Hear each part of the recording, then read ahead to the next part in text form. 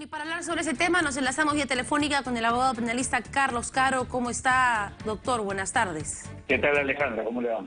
Bueno, usted ha hecho un pronunciamiento recientemente a través de una organización internacional sobre el proceso de vacancia que se está desarrollando en contra del presidente Pedro Pablo Kuczynski.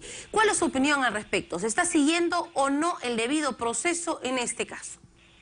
Sí, fíjese, acá lo que nosotros consideramos es que existe una materia de salvaguardar, que es el tema del debido proceso, ¿no? Los congresistas consideran de que como esto es un trámite de naturaleza eminentemente política, esto debería quedar al margen del debido proceso, pero eso no es correcto, ¿no? Porque ya el Tribunal Constitucional, a partir de la sentencia 1230-2002, habeas corpus, de fecha 20 de junio del año 2002, del caso Tineo Cabrera, dejó claramente establecido que los procedimientos seguidos ante el Parlamento, ante el Congreso de la República, debe de respetarse necesariamente el debido proceso. Es decir, al margen del resultado final, ¿no? Culpable, inocente, vacado, no vacado, el presidente tiene derechos básicos como puede ser el derecho de defensa, el derecho a contar con un plazo razonable para preparar la defensa.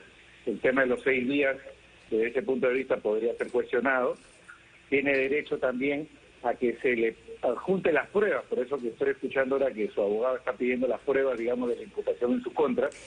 Tiene derecho a que se le diga por qué motivo este es un caso de, digamos, incapacidad moral permanente, ¿no? ¿Cómo se define la incapacidad moral permanente para efectos, digamos, de acceder a una consecuencia tan grave como puede ser la destitución, ¿no?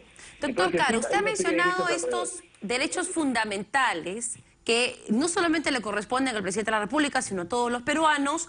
Estos derechos fundamentales, ¿dónde están explícitos y si es que priman sobre este otro proceso constitucional que es la vacancia? Sí, justamente ahí yo tengo una discrepancia amigable con el colega García Belaúnde, porque él dice que no hay un derecho a ser presidente, y efectivamente no hay un derecho a ser presidente, pero eso no es lo que está en discusión. Lo que está en discusión es el debido proceso que tiene todo ciudadano, y eso está previsto en la Constitución, en el artículo 139, y está previsto en el Código Procesal Constitucional, cuando desarrolla todos los elementos vinculados al debido proceso, en la jurisprudencia del Tribunal Constitucional y en el Pacto San José de Costa Rica, que le dan contenido, digamos, al artículo 8º, para sostener de que el debido proceso debe de aplicarse en cualquier procedimiento, incluso entre privados. Hay que recordar la famosa sentencia del caso del Club Regatas, donde se dispone la expulsión de un socio sin seguirse el debido proceso. De manera que entre privados incluso rige el debido proceso, con mayor razón cuando se trata de vacar el cargo. Y precisamente ahí va mi siguiente pregunta, porque lo que se argumenta por algunos constitucionalistas es que este no es un proceso judicial y que el debido proceso solo se aplica a los procesos penales en el ámbito del Poder Judicial. Sí, ese es justamente un error, y yo creo que es un error, digamos, de lectura o de comprensión, porque la Constitución y los derechos fundamentales, como el debido proceso, no pueden, digamos, no puede significar su desconocimiento en el ámbito político. Es por ese motivo de que en el caso de Tineo Cabrera, que le he mencionado hace un momento, por ejemplo, se deja sin efecto digamos, todas las consecuencias asumidas por el Congreso como consecuencia de ello. Otro ejemplo, ¿no? El señor Alan García, para no ir muy lejos, cuando es investigado por la comisión de Sergio Tejada, gana una acción de amparo, ¿no? Porque justamente en el ámbito parlamentario se le venía investigando, y eso no es penal, eso es parlamentario, sale un informe negativo de la comisión investigadora, pero luego gana un amparo judicial para que se deje sin efecto porque no se le habían precisado correctamente los cargos. De manera que hay precedentes, casos, digamos, en la historia judicial que dan cuenta de lo contrario. Lo que hay que buscar acá es una mínima coherencia, como le digo, al margen de si el presidente debe ser vacado o no, cosa que es una cuestión de fondo y los congresistas sabrán decidir mejor de lo que yo puedo expresar. Lo cierto es de que se tiene que cautelar estos derechos básicos que son, por ejemplo, el plazo razonable para preparar la defensa, el derecho a probar, etc. Y otro aspecto que también se está debatiendo es que esto haya pasado directamente al Pleno sin tener que pasar, como suele suceder en otros casos. Citamos el de los magistrados del Tribunal Constitucional, citamos el proceso constitucional contra el fiscal de la Nación, por ejemplo, una subcomisión que luego envía un informe a una comisión y que esa comisión remite ese informe aprobado por mayoría en el grupo al Pleno para ser debatido ya con un sustento y una contrastación de los hechos. En este caso, se ha recibido la información del señor Cruz, el representante de Odebrecht, y ha ido de frente al Parlamento. ¿Ese proceso podría ser criticado en la jurisprudencia? Desde mi punto de vista, sí, por la inusitada celeridad. Acá los congresistas están alegando el artículo 89-A del reglamento del Congreso, pero ojo que ese artículo es un artículo que está por debajo de la Constitución, de manera que si en el caso concreto la norma infraconstitucional, que en este caso es el reglamento del Congreso, no se acomoda a la Constitución, lo que puede hacer el Congreso de la República perfectamente sin aplicarlo y generar un procedimiento, digamos, mucho más extenso para que pueda, digamos, discutir desde el tema de fondo. Hay que tener en cuenta que acá no estamos discutiendo una cuestión menor, esto no es una multa de tránsito, estamos hablando de la destitución de un presidente de la República. Y en el caso de Brasil, por ejemplo, que es el presidente más cercano que tenemos, esta discusión tardó por lo menos un mes, ¿no?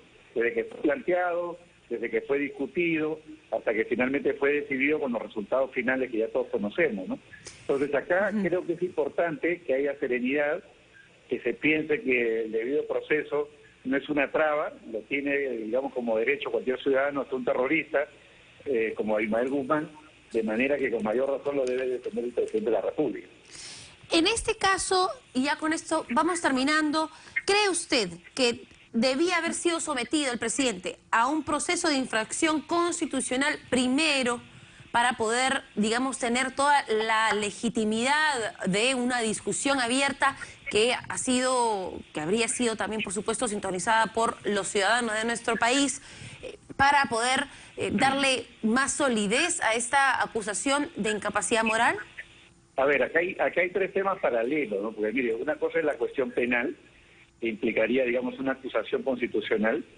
Otra sería la posibilidad de inhabilitarlo por grave infracción a la Constitución, que tiene también su propio procedimiento, pero un procedimiento distinto es el de la incapacidad moral, de manera que son tres procedimientos en paralelo que se podrían gatillar, y en este caso el Congreso ha elegido el de la incapacidad moral porque es el más expeditivo, conforme al artículo 89A del reglamento del Congreso. Es lo más rápido, lo más expeditivo, la vía rápida, el fast track, ¿no?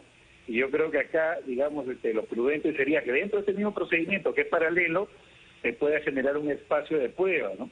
Para que el presidente tenga el espacio de poder probar, contraprobar, defenderse, y el Congreso tome la decisión final, que puede ser vacarlo o no vacarlo, pero siempre siguiendo el debido proceso para que sea una decisión constitucionalmente legítima. Si es que se persiste, y ya con eso terminamos, en esta vacancia, en un proceso que usted mismo está calificando de rápido y acelerado, ¿podría darse la situación que el presidente impugna esta decisión y es repuesto en el cargo? Esa posibilidad como cuestión legal está prevista, digamos, en la Constitución y en la ley procesal constitucional. El presidente podría plantear un amparo, muy bien, y eventualmente ganarlo, incluso a nivel del Tribunal Constitucional, o incluso llevar su caso a la Corte Interamericana de Derechos Humanos. Eso podría suceder como cuestión teórica, ¿no? Que en términos prácticos eso suceda es un poco difícil, porque hay que recordar, pues, que en la historia jurisprudencial el Poder Judicial no repone presidentes, ¿no? Así es. Gracias por esta aclaración. La verdad es que es una situación bastante difícil, porque hay que recordarles también a los congresistas que no se trata solo de utilizar lo establecido en la norma para poder vacar al presidente. También existe algo que proviene de los ciudadanos, la legitimidad popular. Si el ciudadano cree que se ha violado el debido proceso, esto puede generar mucha inestabilidad en nuestro país. Las cosas claras y el chocolate espeso. Eso es definitivamente la premisa que se debe mantener.